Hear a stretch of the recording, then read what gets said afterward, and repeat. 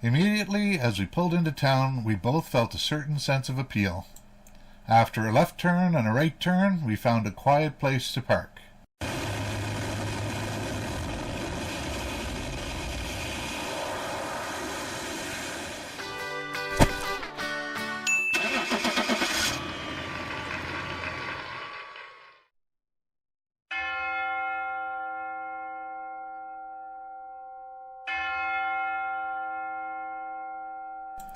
As soon as we stepped outside, we felt as if we'd been transported back in time. We were met with the pealing from the bells at St. John Baptist Cathedral just 2 blocks away. Then we watched as a man, literally donning a top hat and swinging a cane, passed us by. It was rather surreal. Upon reflection, we realized that he was most likely returning from his stint as one of the commonly seen historical street reenactments that take place throughout much of the core of the city. However, the magic had been cast, and we were in its thrall. The remainder of our visit would not disappoint either. The night was warm and fragrant, and the sounds of the numerous water fountains in the area contributed to the ambiance. This was interesting, considering it was late November, and by this time in Canada, it would have been very cold and potentially snowy as well. This was definitely a step away from our norm. We started walking in what we thought would be the direction of the waterfront as we passed the famous cemetery. Even if the gates had been open, neither of us were interested in strolling through a cemetery at night. We crossed the main street, which was home to several old-style movie theaters. Then after a few turns, we ended up in what appeared to be a market area. Something comparable to what some might describe as the look and feel of Spark Street in downtown Ottawa, for those who are familiar with that area. It was a pedestrian-only area with people milling around listening to street musicians and dodging in and out of the various unique shops and stores that lined each side of the plaza. This is when we discovered what we came to understand was a famous pizza parlor called the Vinnie Van Gogh. They apparently had been visited by Jim Morrison and the rest of the Doors back in the day, as well as some other famous folks over time.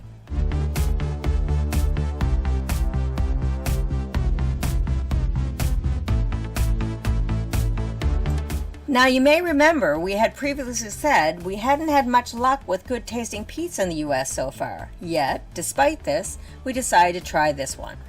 It was a very popular spot, yet still had a very quaint feel inside. You could see the guys tossing the pizza dough through the side window.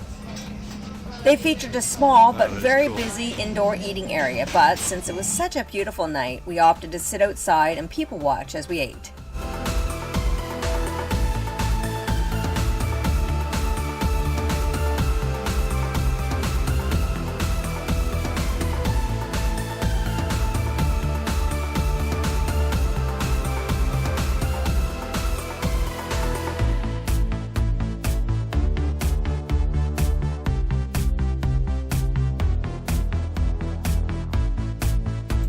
Meanwhile, while we were waiting for our order to be filled, we explored the candy shop just next door. Holy candy, Batman!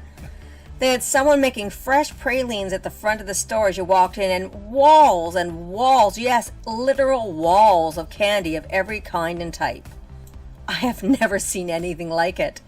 We didn't buy much. A small bag of salt taffy, and Ken discovered his love of pralines, so I bought him a small bag as a surprise when he wasn't looking. Once the pizza arrived, we were pleasantly surprised by just how good it was. A crispy crust which wasn't too flimsy, and great tasting fresh toppings. We enjoyed every bite as we soaked up the sights and sounds and ambiance of the area. We met a very friendly family from Florida who were also enjoying their pizza slices. They had a couple of kids who seemed to really be enjoying the nightlife as well. A man with balloons came by and offered one balloon to us and one to the kids.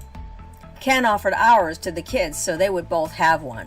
This seemed to endear Ken to them, which made him an immediate hit.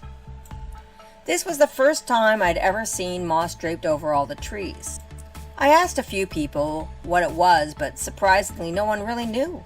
It wasn't until later, with an internet search, thank you Google, that I learned it was Spanish moss, which grew independently of the trees where it rested and were not a part of the trees at all. really neat, actually.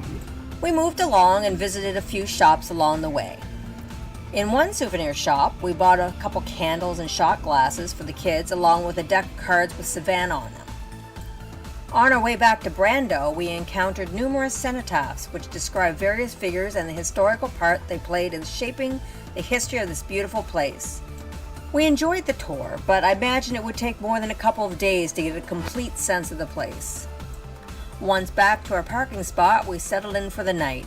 We decided we'd visit the famous cobblestone streets that run along the waterfront during the daytime tomorrow.